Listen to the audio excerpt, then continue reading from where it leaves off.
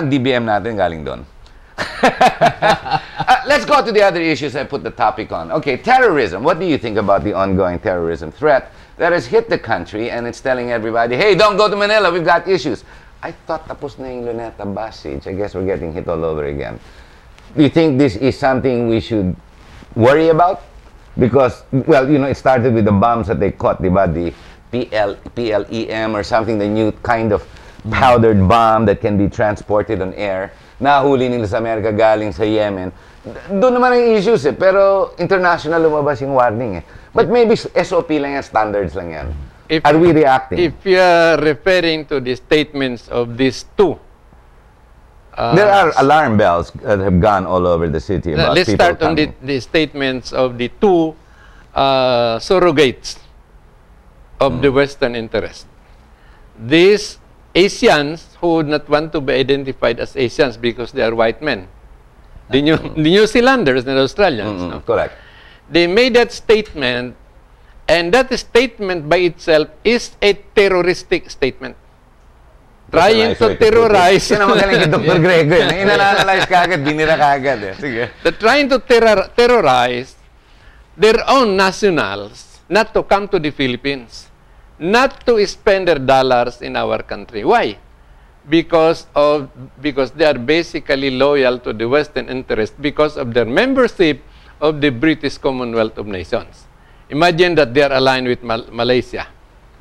The renegotiation You're telling me of the GRP and the MILF is just around the corner. You're telling me all these alarm bells are all politically motivated. That's what you're saying. Yes. You agree with that, Congressman? Well, number one, we have considered that there is a proposal right now to revisit the visiting forces agreement. They're trying to even put it together. Nasabi nga sa dyaryo, hindi kasama yan, ha? Hindi kasama yung terror threat. And therefore, is it? That might be one of the reasons. Yung sinasabi, political nga, sabi ni Doktor. Properly address the problem pertaining to terrorism. If the country lacks the necessary capacity, the manpower, and the expertise, definitely we have to rely on a superpower like the United States of But the answer America. is yes to all those questions. Yes. We lack every single specific in what you just said. Yes. We succumb to the strength and only security of America. Yes, at least it will mitigate the opposition on the part of our countrymates if they will finally realize that we don't have this technical expertise and all the necessary materials to combat effectively terrorism. So we should.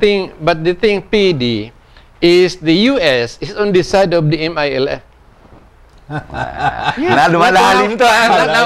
We're going into Mindanao. Sige, masukan natin madali. Not on our side. Tell us why. Not on our side. Because, well, we don't own Mindanao. The American interests are there because we have to block China. Okay, there we go. Who were the witnesses in Kuala Lumpur during the signing of that MOA Christy Kenny, no less. Yes, MOA ad, no? Christy Kenny, the ambassadors of Australia, of New Zealand, even the ambassador of Great Britain. Yes.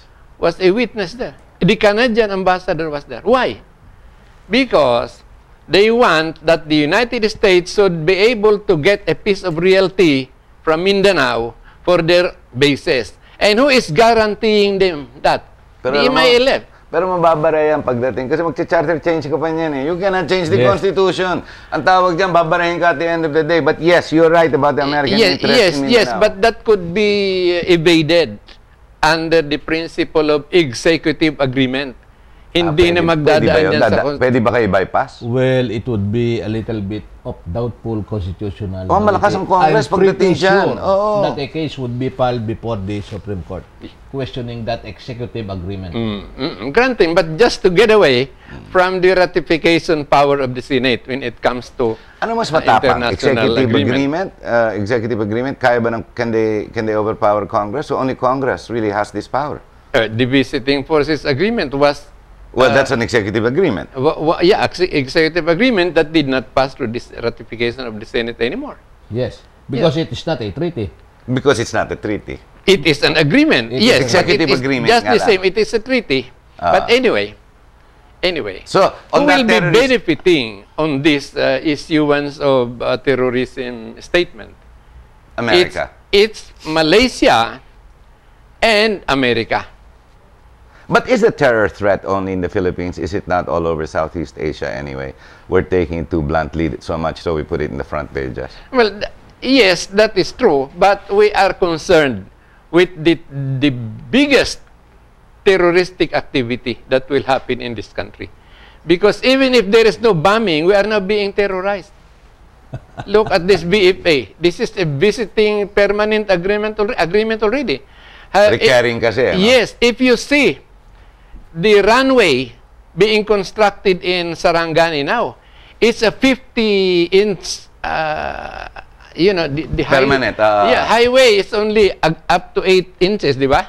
Ito 50 Ikaw inches. Amerikano, ikaw naman. Maraming pera eh.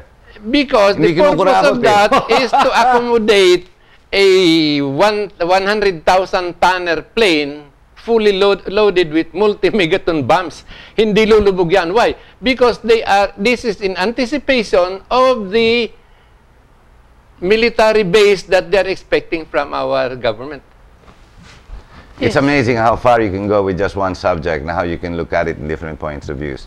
Diba? Ladies and gentlemen, when we talk of issues like this, I know we seem to go off on the limb, but the reason being is because our role here is to bring to your attention specific analysis that you may not be aware of. You read it in different parts of the newspaper and you hear of it in different stations on radio and different hosts. The issues, however, do have what you call some type of culminating idea. When we do this and we discuss these issues, we laugh sometimes and a lot of doublespeak comes into play. The reason we do that is to help you understand so that you will be the critical thinker we want you to be. Balik tayo doon. So, should we react to terrorism? What should we do? Should we cower? Should Pinoy? Kasi he's already said, he's reacted. Ngayon, sinasabi niya na, huwag tayo masyado, mali yata ginagawa nila. Pero sabi naman ng mga Senado, tama yan. Pakinggan natin sila, delikado yung nangyayari, dapat magano tayo. Iba-ibang points of view.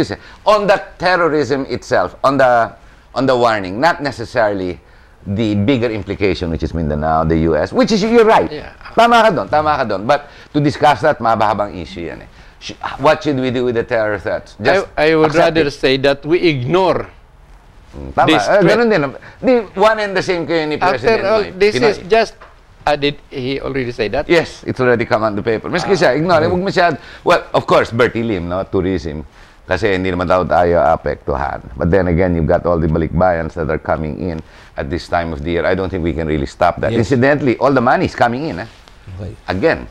Well, for me, publicly, we can say that we can ignore it in Publicly. order not to cause panic or any apprehension insofar as the prospective tourists and other balikbayans are concerned. But nonetheless, we cannot just ignore the warning, and therefore I think the military and all agencies of the government should work double time, Hand in hand. hand in hand, in order to find out as to whether or not this threat is real or merely imaginary. May history ba yung terrorism? Meron. Briefly. Babylonian terrorism that was started by the nephew of King Nimrod. Yes. Alala mo? He was the one who terrorized his uncle until the Terrorism is uncle was political the king. strategy, is what you're saying. Well, terrorism could be made in many ways, no? Either by actual bombing or by pressure, by intimidation. Plaza Miranda. That's actual bombing na. Yeah, but it's basically motivated, guided with... Well, actually, with, if you go into the generics and specific of terrorism, before the invention of George Bush, you know, this terrorism is a new political science lingo that started from George Bush. But before that, the terrorism was different. It was not intended to really hurt people. If you terrorize a political enemy, you just strap the house without pointing to the floor or to the areas where the insiders would be hit. Terrorism lang yan, panakot, in other words. But this time, iba strategy. Strategy. Pero kung when there's human life, when it's real, hindi na terrorism, actual Either massacre na yun or whatever. Murder, whatever. Murder. Ganun ang labas niyan. Oh, Di ba? ganun. Murder yan. Ganun Because nangyari. contemplated eh.